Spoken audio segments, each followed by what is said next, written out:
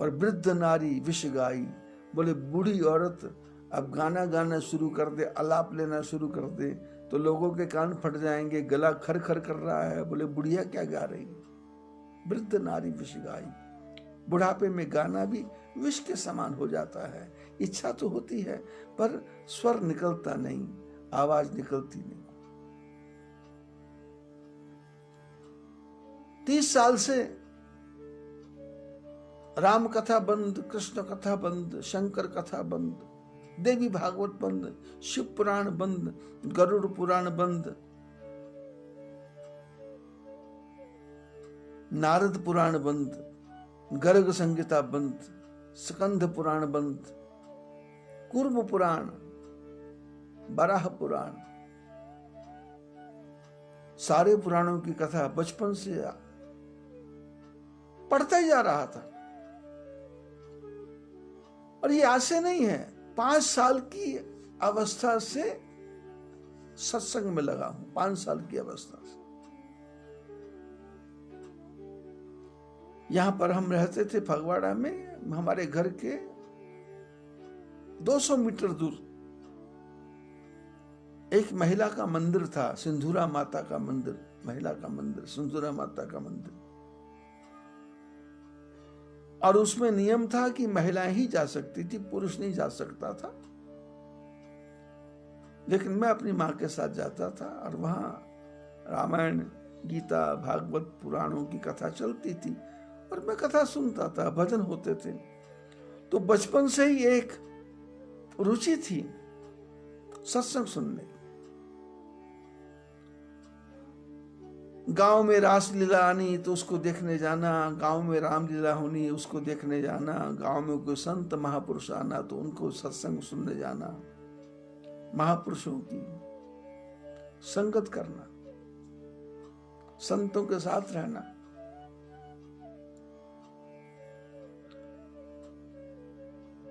और परिवार भी कोई ज्यादा संपन्न नहीं था। यदि ये विचार करें कि बहुत ज्यादा ना, रोटी का गुजारा था, किराए के मकान में रहते थे। लेकिन प्लस पॉइंट क्या था, बचपन से ही सत्संग मिल गया। उस सत्संग का प्रभाव हुआ कि सारे पुराणों को पढ़ने का लाभ मिला। फिर उसके बाद में और भी ग्रंथ मिले।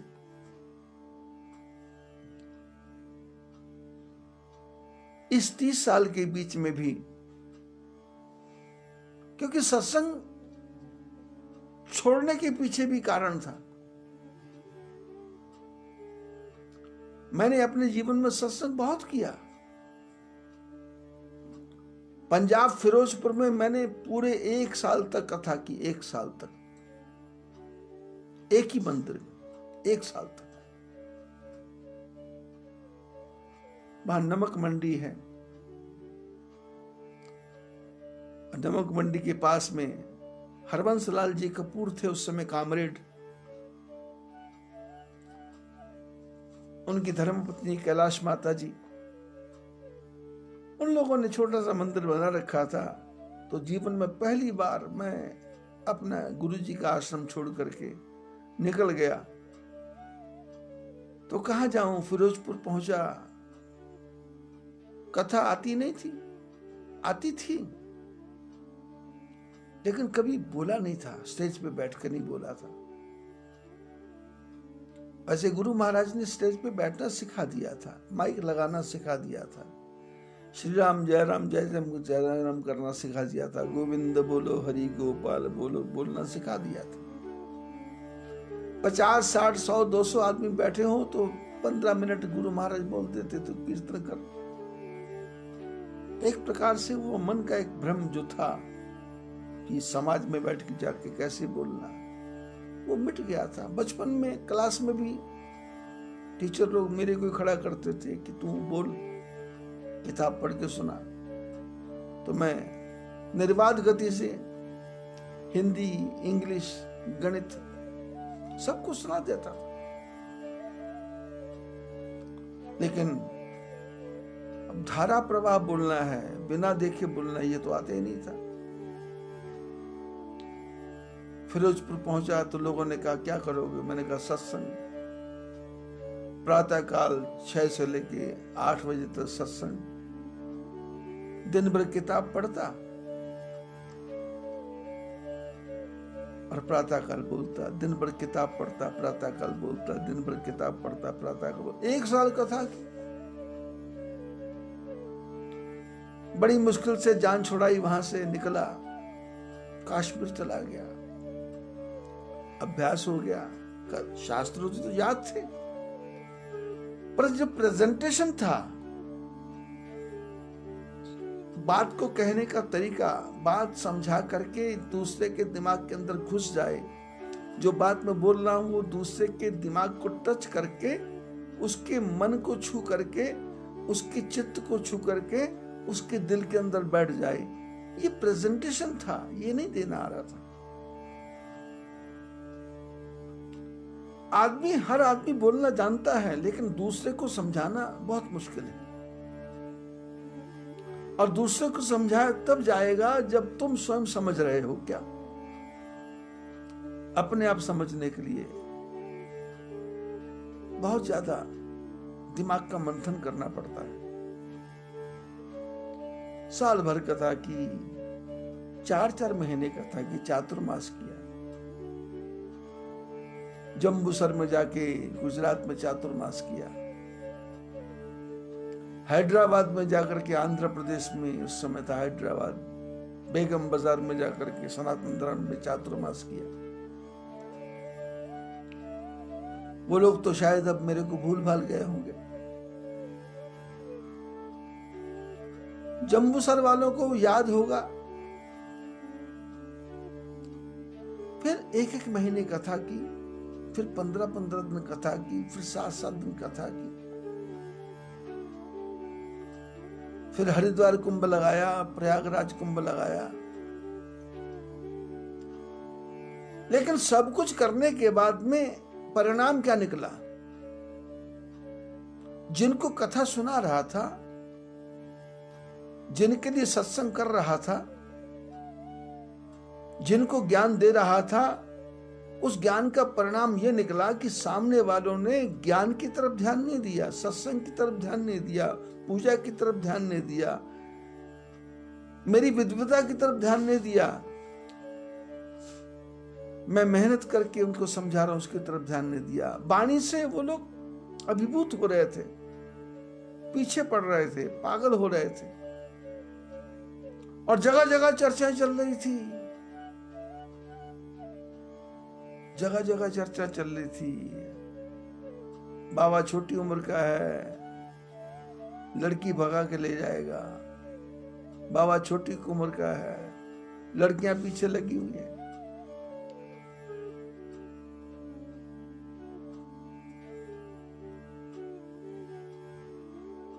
ये लूटने के लिए आया है, ये पैसा कमाने के लिए आया है, ये पैसे के पीछे बोलता है, ये पैसे की बात करता है, ये पैसा पैसा करता है, ये पैसे के पीछे मरता है। सब सुनता था मैं,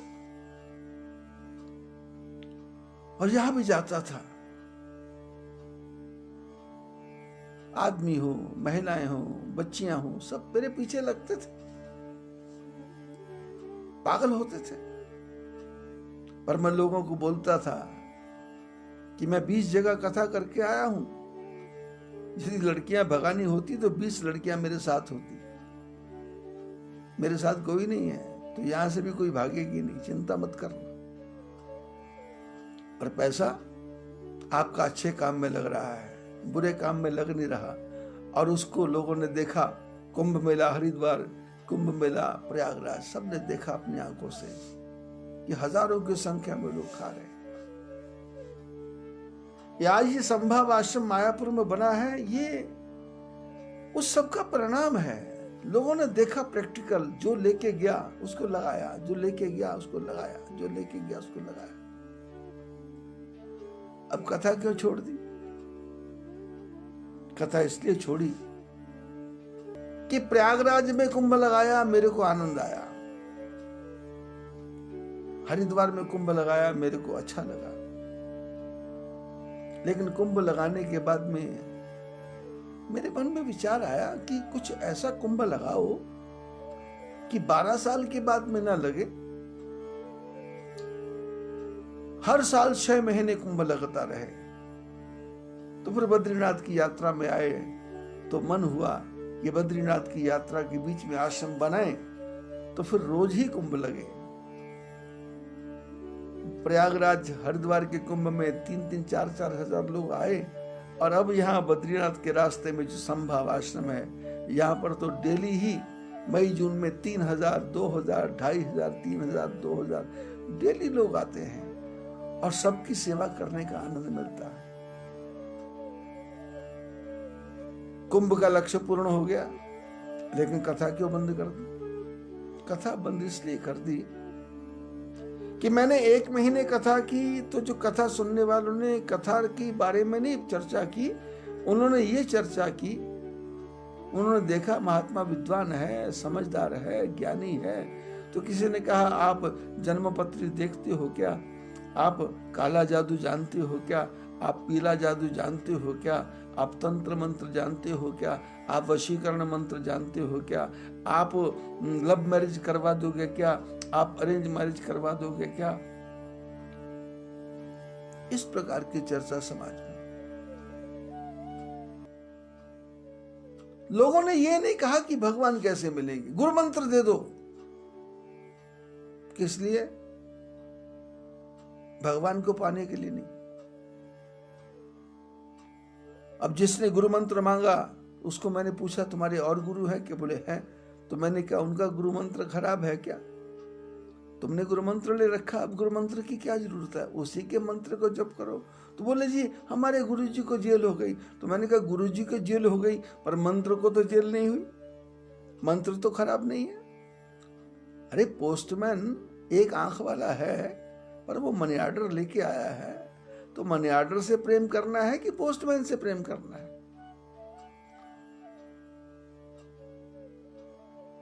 टिकट की खिड़की पे जो टिकट बांटने वाला है वो विकलांग है, उसकी दोनों टांगे खराब हैं, उसको विकलांग कोटे में सीट मिली है, वो टिकट बांट रहा है। आपको दिल्ली की टिकट लेना है, आप कहोगे ये विकलांग है, इसकी दिल्ली की टिकट खराब है। अरे टिकट खराब नहीं है। गुरुजी को जेल हो गई, गुरुजी ने शादी कर ली, गुरुजी औरत को लेके भाग गया, गुरुजी पागल हो गया, गुरुजी मूर्ख हो गया, गुरुजी ने कोई गलत काम कर दिया होगा, पर गुरु के मंत्र ने तो कोई गलत काम नहीं किया। अरे हमने सुना है दत्तात्रेय महाराज ने 24 गुरु बनाए। दत्तात्रेय महाराज ने 24 गुरु बनाए, पर मंत्र थोड़ा लिया, वो तो ज्ञान लिया। गुरु एक, सेवा अनेक। आपने जिसको गुरु बनाया है आप उसी का जप करो। हमको तो आप अच्छे लगते, तो मैंने कहा मैं अच्छा लगता, मेरे में अच्छाई है, तो क्या गुरु मंत्र बदलोगे क्या? मेरे से प्रेम करो। नहीं नहीं, आप बताइए बेटे की शादी कब होगी? मकान कब बनेगा? पोती का तलाक हो गया, वो ठीक कब होगी? पोते का तलाक ठीक हो गया, वो ठीक कब होगा? ये हमारा पिंड कैसे छूटेगा? ये घर गृहस्थी का काम कैसे होगा? मकान कब बनेगा? दुकान चलती नहीं है, भट्टा बैठ गया, काम बिगड़ गया, कर्जा फंस गया, इसी की चर्चा। और कथा करता था। यदि मैंने 4 महीने साल भर कथा की तो मेरे को 11,000 मिला, यदि 4 महीने कथा की तो 11,000 मिला, यदि 1 महीने कथा की तो 11,000 मिला, यदि 15 दिन कथा की तो 11,000 मिला, यदि 10 दिन कथा की तो 11,000 मिला, यदि 7 दिन कथा की तो 11,000 मिला। फिर मैंने विचार किया कि कथा, ये लोग कथा प्रेमी नहीं है, ये इसके प्रेमी है कि इनको प्लाट कब मिलेगा, इनका मकान कब बनेगा, इनकी दुकान कब बनेगी, इनकी दुकान कब चलेगी, इनकी बेटी की शादी कब होगी, इनके बेटे की शादी कब होगी, इनका पोता कब होगा, पति पत्नी का प्रेम कब होगा, पड़ोसी कब मरेगा, दुश्मन कब मरेगा, लड़की कैसे फंसेगी, लड़का कैसे फंसेगा, ये यही जानते हैं, ये चाहते हैं। तो मैंने कहा कथा बंद, अब यही बताना चालू करो। फिर बताना शुरू किया, काम होने लगे। अब जिसका काम हो गया तो क्या करता था, जब काम हो जाता था तो मैं बोलता था मेरे को दक्षिणा दो, तो बोलते नहीं नहीं, हमारे तो दूसरे गुरुजी थे, उन्होंने बोला था। मैंने कहा ये तो आदमी स्वार्थी भी है और साथ में धोखेबाज भी है, ये दुनिया स्वार्थी भी है और साथ में धोखेबाज भी है। गुरु से कपट, मित्र से चोरी, या हुए निर्धन या हुए कोढ़ी, ये मेरे बोला और काम हुआ। मैंने तो ठाकुर जी की कृपा से बोला, मेरे को दिखा तो बोला, काम हुआ। और ये धोखेबाज आदमी है। तो मैंने कहा ना। तो मेरे को संतों की बात याद आई कि दुनिया जो है ये सीधी उंगली से घी निकलता नहीं है, टेढ़ी उंगली करनी पड़ेगी। तो फिर उंगली टेढ़ी करनी पड़ी। किसी ने पूछा बेटे की शादी कब होगी, तो मैंने कहा पहले 15,000 रुपए दो तो बताऊंगा। मेरा उद्देश्य पैसा कमाना नहीं था, मेरा उद्देश्य था कि पैसा आए और संतों के पास लगे, महापुरुषों के पास लगे। ऐसे मेरे जो परिवार मेरे को जानते हैं वो मेरे से इरिटेट भी हुए हैं। उनके घर में चर्चा भी हुई, बेटों की, बहुओं की, माँ की, बाप की, घर में झगड़े भी हुए। माँ ने दे दिए तो झगड़ा, बाप ने दे दिए तो झगड़ा, बेटे ने दे दिए तो झगड़ा। लुटा रहे हो, बाबा जी को लुटा रहे हो। झगड़े भी हुए। और जब झगड़े हुए तो लोगों ने चर्चा भी की, और ये भी चर्चा हुई कि बाबा तो लुटनी आया हो। गंगटोक में गया तो बाबा लुटनी आया हो। गंगटोक सिक्किम में गया तो लोगों ने कहा लूटने वाला बाबा आया है। कालिम्पोंग में गया, लोगों ने कहा बाबा लूटनी आया, लूटनी बाबू। खरसांग गया, लूटनी बाबू। तिनसुकिया गया, गुवाहाटी गया, शिलंग गया, लूटने वाला बाबा।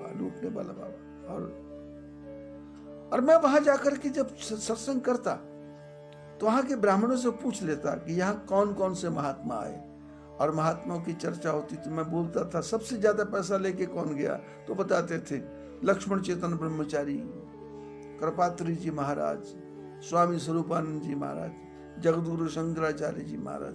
तो मैं वहां घोषणा करता जो जितना ज्यादा पैसा लेके गया उससे ज्यादा पैसा मैं लेके जाऊंगा।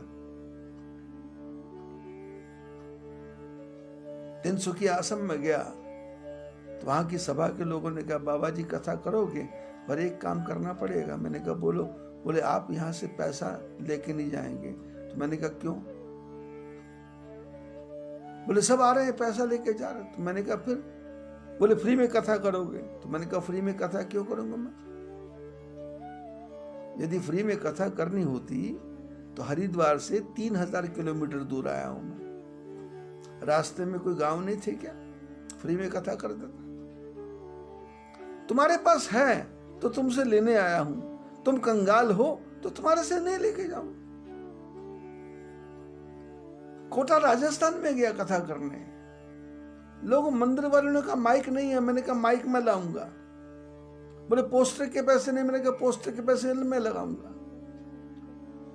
बोले हमारे पास नौकर नहीं। मैंने कहा दरिया में बिछाऊंगा, आसन में लगाऊंगा, कथा मैं करूंगा, लोगों का इकट्ठा मैं करूंगा, तुम तो मेरे को जगह दो, मैं सुनाऊंगा। लोगों ने कहा लोग कथा सुनते नहीं। मैंने कहा कथा सुनेंगे लोग, सुनाने वाला चाहिए। अरे माल बढ़िया हो तो 7वीं मंजिल पर भी दुकान चलती है, और माल ही घटिया हो तो बड़ा भारी माल बना लिया तो उसमें भी धंधा नहीं चलेगा। परमात्मा के नाम की आपके पास शक्ति होनी चाहिए, गुरु महाराज का आशीर्वाद होना चाहिए, काम चलेगा। नाहन गया, सनातन धर्म वालों ने 100 प्रश्न कर दिए, कहां से आए हो, क्यों आए हो, किस लिए आए हो। यहां तो कोई कथा चलती नहीं, यहां कोई कथा सुनता नहीं। मैंने कहा मैं सुनाऊंगा अपने आप। फतेहगढ़ चूड़िया गया, पंजाब।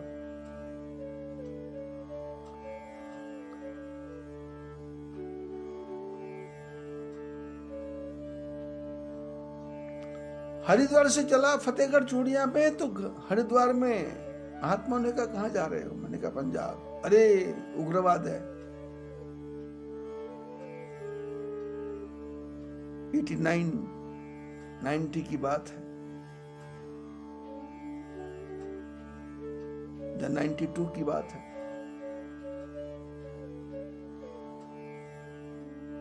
अश्विनी कुमार जी जानते होंगे, कृष्णलाल जी अरोड़ा जानते होंगे। मदन लाल जी अरोड़ा जी का तो देहांत हो गया, उनका भाई भूषण लाल अरोड़ा है। फिर गुलाटी परिवार है, हमारे भगत राम जी हैं बैग बनाने वाले। बदवार परिवार है सैकड़ों की संख्या में। लोगों ने चर्चा की कहां जा रहे हो? मैंने कहा पंजाब, उग्रवाद है। मैंने कहा तो मेरा क्या होगा? जब वहां पहुंचा गाड़ी लेकर के, तो मंदिर वालों ने कहा कि यहां सत्संग नवरात्रों में ही होता है, उसके बाद हम सत्संग नहीं करवाते। मैंने कहा क्यों? बोले निराला जी महाराज कथा करके चले गए हैं नवरात्रों में, अब कोई सुनेगा नहीं। तो मैंने कहा नहीं सुनेगा ना सुने, मैं तो करूंगा। आप क्या लोगे? मैंने कहा आप बताओ आप क्या लोगे? बोले नहीं नहीं हम कुछ देंगे नहीं। तो मैंने कहा मैंने तो देने देने की बात ही नहीं की, मेरे को कुछ चाहिए नहीं। मैंने कहा मेरे गुरु महाराज ने कहा है कि पैसे से प्रेम नहीं करना, आदमी से प्रेम करना। पैसे से प्रेम करोगे तो पैसा एक बार मिलेगा, यदि आदमी से प्रेम करोगे तो पैसा जीवन भर मिलेगा। मैं आदमी को अपना बनाने आया हूं।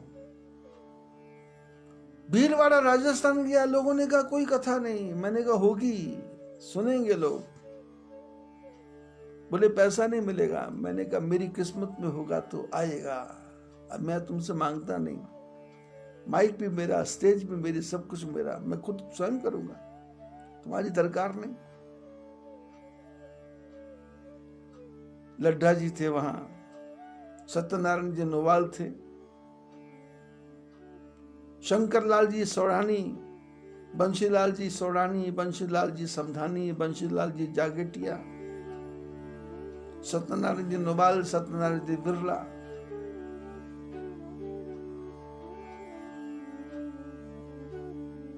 ऐसे सैकड़ों नाम।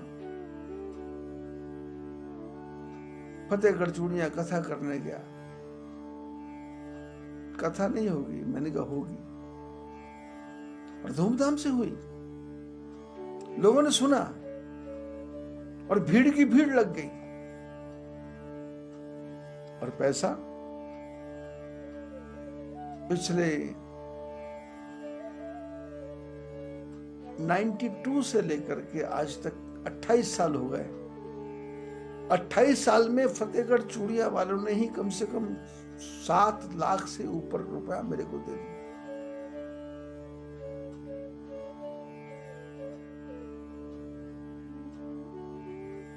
भीलवाड़ा वालों ने 14 लाख से ऊपर दे दिया। मैंने देखा संसार में कथा की तरफ लोगों का रुझान नहीं है।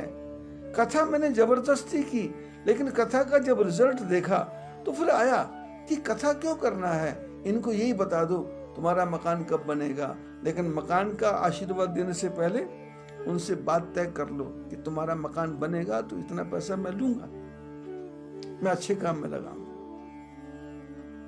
मैंने अपने शिष्यों से पूजा के नाम पे, बद्रीनाथ की पूजा के नाम पे, साधु संतों की भोजन के नाम पे, अनेकों प्रकार से बहानों से उनसे पैसा लिया, और लेकर के मैंने अपने शरीर पे एक पैसा भी खर्च नहीं किया। यदि मैंने एक भी पैसा खर्च किया हो तो फिर यदि नरक में भी किया हो तो उससे भी नीचे मेरे को जाना पड़े तो वहां जाने को तैयार हूं। मैंने कभी अपने शरीर पे धर्म का पैसा खर्च नहीं किया। मेरे शिष्य ऐसे हैं जिन्होंने जीवन में ठाकुर जी का चमत्कार देखा, और चमत्कार देख करके उन्होंने जुम्मा ले लिया अपने ऊपर कि वस्त्र हम बनाएंगे। मेरे स्वेटर नाहन से बनते हैं। एक ही परिवार है, सिंघानिया परिवार, जो मेरे को स्वेटर बना के देता है, मोजे बना के देता है, हाथ के दस्ताने बना के देता है। एक ही सिंघानिया परिवार है, अशोक कुमार जी सिंघानिया, विनोद कुमार जी सिंघानिया, जिनका पूरा परिवार मेरी सेवा में लगा रहता है। उनकी बच्चियां हों, उनके भाई बंधु हों, उनकी बेटियां हों। भगत राम जी का परिवार है, भगत राम जी चौहान नाहन में। जब भी कभी मैं बीमार होता हूँ, चुपचाप उनके घर चला जाता हूँ। पूरा परिवार, बेटे बहुएं सब सेवा में लगे हैं, क्योंकि जीवन में चमत्कार देखा उन्होंने। उनको जबरदस्ती रगड़ रगड़ के, घिस घिस के करो करो करो करो। फिर उसके बाद में राजेंद्र जी शर्मा पुलिस से रिटायर हुए। उनकी धर्मपत्नी तेजोबाई जब पुलिस चौकी में रहते, पुलिस स्टेशन में रहते थे, कहाँ, पुलिस लाइन में, उनके यहाँ भोजन करने गया। मैंने कहा 3 मंजिल का मकान बनेगा, गुरु मंत्र दिया, 3 मंजिल का मकान बन गया। फिर बलवंत राय जी अग्रवाल बंसल, जिनको काला बनिया बोलते हैं। नाहन में 2 प्रकार के बनिया है, काला बनिया है, गोरा बनिया। गोरे बनिए भी मेरी पूजा करते हैं और काला बनिया भी मेरी सेवा करते हैं। बलवंत राय जी का तो ये था कि जब भी मैं कथा करके जाता था तो मेरी गाड़ी 5-5 किलो हर प्रकार की दालों से भर जाती थी। झाड़ू भर देते थे, नमक, मिर्च, मसाला, हल्दी। बलवंत राय जी के जमाने की बात थी। अब उनके बेटे कुछ साल तो करते रहे, लेकिन अब वो बंटी हो गया, आशी हो गया, छोटू हो गया। अब उनके परिवार में मैंने कुछ बंटवारा सा करवाया, तो शायद अब बच्चे बड़े हो गए हैं, अब उनकी जवाबदारियां हो गई। अब वहां तक दाल चावल आना बंद हो गया। लेकिन ठाकुर जी की कृपा से भगवान संपन्न करे, ठीक करे, आगे बढ़े। लेकिन जो पैसा आया अच्छे काम में लगा। कथा बंद करने का मतलब यह था कि कथा से लोगों में, मेरे से जुड़े तो सही, पर जो मेरा उद्देश्य था वो पूरा नहीं हुआ कि ये भगवान के भजन में लगे। नहीं लगे तो मैंने उनको दान की तरफ लगा दिया। ठीक है, भजन नहीं करना, माला नहीं फेरना, पूजा नहीं करना, तो मैंने उनको दान की तरफ लगाया। ये न के न विधि दीन ही दान करे कल्याण, क्योंकि रामायण में लिखा है जैसे तैसे भी हो दान से कल्याण होगा। चाहे प्रेम से करो, चाहे गुस्से से करो, चाहे जबरदस्ती करो। ये न के न विधि दीन ही दान करे कल्याण। तो मैंने जैसे तैसे भी लोगों को दान की तरफ लगाया। महात्माओं के नाम पे, अनुष्ठान के नाम पे, साधु के नाम पे, सत्संग के नाम पे, पानी का बोरवेल बनाना है उसके नाम पे, महापुरुषों के लिए भोजन की व्यवस्था करनी उसके नाम पे, आश्रम बनाना तो उसके नाम पे लोगों को मैंने दान पे लगाया। और दान पे इसलिए लगाया कि लोगों ने कहा बेटे की शादी कब होगी, तो मैंने कहा इस साल, लेकिन इतना पैसा शादी के बाद, बेटा होगा पर इतना पैसा लगेगा, मकान बनेगा पर इतना पैसा लगेगा। लोगों ने दिया। मतलब रिजल्ट क्या निकला? आप सोचेंगे ये फालतू की बात है, ये फालतू की बात नहीं है, ये जीवन का सिद्धांत नहीं। मैंने जीवन में घुस करके देखा कि लोगों को भगवान से कुछ लेना देना नहीं है। लोगों को तो इस गृहस्थी में पच पच के, रच रच के, घुट घुट के मरना है। पिछले 40 साल से मैं समाज में हूँ। 40 साल में मेरे को लगभग 4000 लोगों ने बोल दिया कि हम आपके पास आना चाहते हैं। अभी कल ही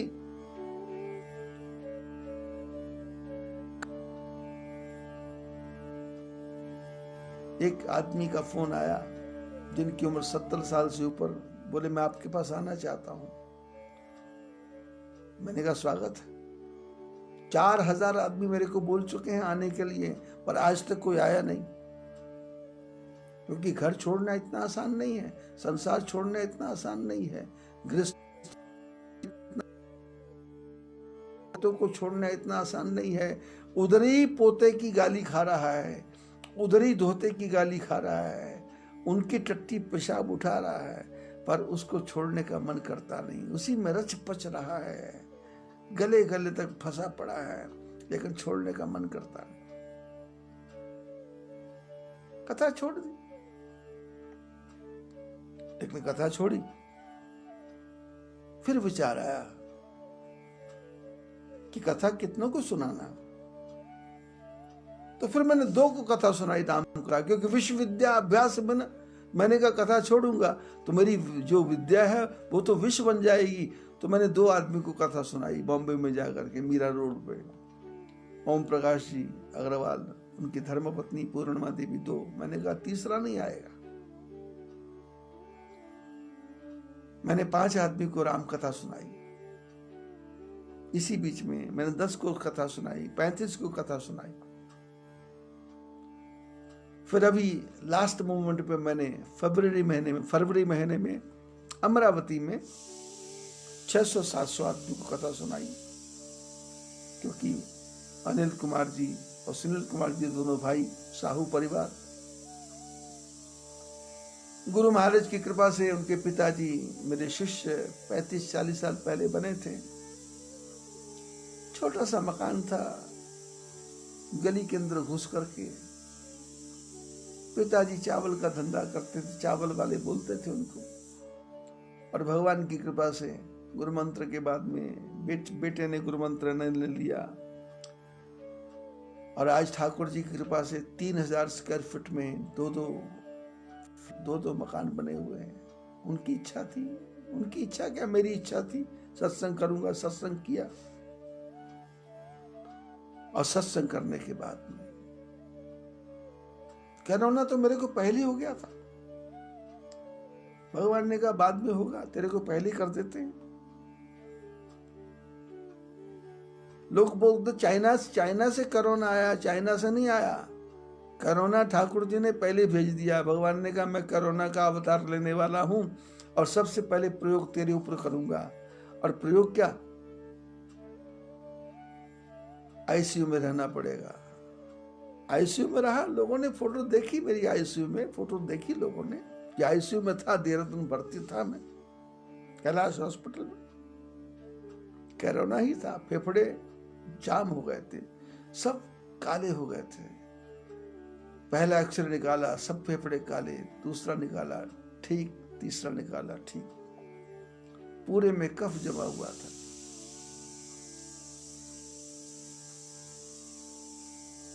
ठाकुर जी ने कोरोना पहले ही कर दिया। ठाकुर जी ने कहा कोरोना नहीं, तेरे ऊपर करुणा कर रहा हूं, तेरे को थोड़े में ही बचा रहा हूं, तू बच जा और बच करके तैयारी कर। और तैयारी ये हुई कि जो पीछे का पड़ा हुआ था वो अब काम आ रहा है।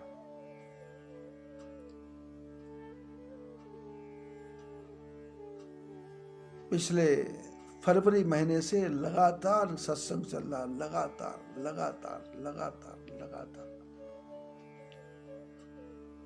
और उसका परिणाम क्या हुआ? जितने भी शास्त्र पढ़े हुए थे सब सत्संग शुरू करते ही आंखों के सामने नहीं, दिमाग में घूमने लग जाते हैं, जैसे सैटेलाइट चलता हो,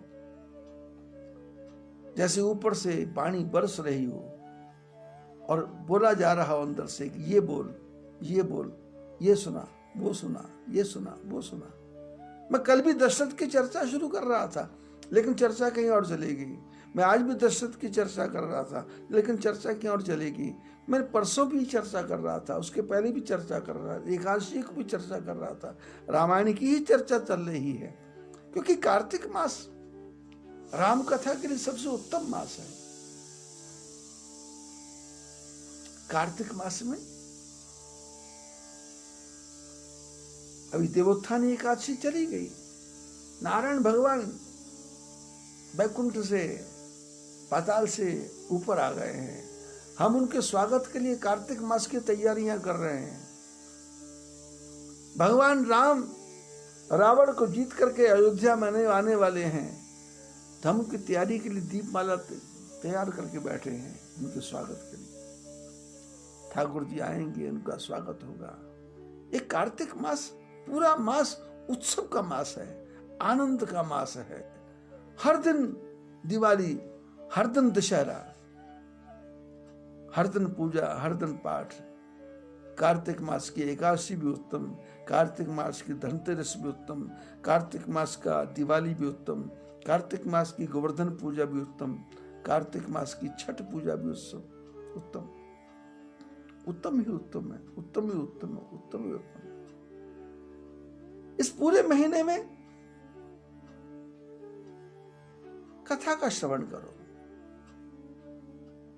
मैं लोगों से कहता हूं कथा सुनो, लोग बोलते कथा बहुत लंबी है। मैंने कहा कथा लंबी है तो आधे आधे घंटे बाद सुन लो, और 3 दिन सुनो, और 3 दिन सुनने के बाद में फिर इसको छोड़ के बताओ। मेरी गारंटी है आप इसको छोड़ ही नहीं पाओ। यही बात मैंने फतेहगढ़ चूड़ियां, यही बात मैंने नाहन, यही बात मैंने शलंग, यही बात मैंने कोटा, यही बात मैंने दार्जिलिंग, यही बात कालिम्पोंग, यही बात गंगटोक, सब जगह जाके मैं यही बात बोलता। 3 दिन आओ, उसके बाद घर बैठ के दिखाओ। तुम बैठ नहीं पाओगे, क्योंकि तुम कहते कागज की लेखी और मैं कहता आंखों की देखी। तुम कागज की लेखी बताओगे, पर मैं तो जीवन में जो प्रैक्टिकल है वो आपको बताऊंगा। वो प्रैक्टिकल कैसा, थ्योरिकल नहीं कि ये करने से ये होगा, नहीं, ये हो गया है, ये करके दिखा दिया है, ये चमत्कार तुम्हारे सामने पड़ा है, ये लो। क्योंकि मैंने जीवन में हर काम करके देखा। तंत्र, मंत्र, यंत्र, काली विद्या, गोरी विद्या, सफेद विद्या, ये जो औरतें सिर हिलाती हैं, ये सब पखंड मैंने करके देख लिया।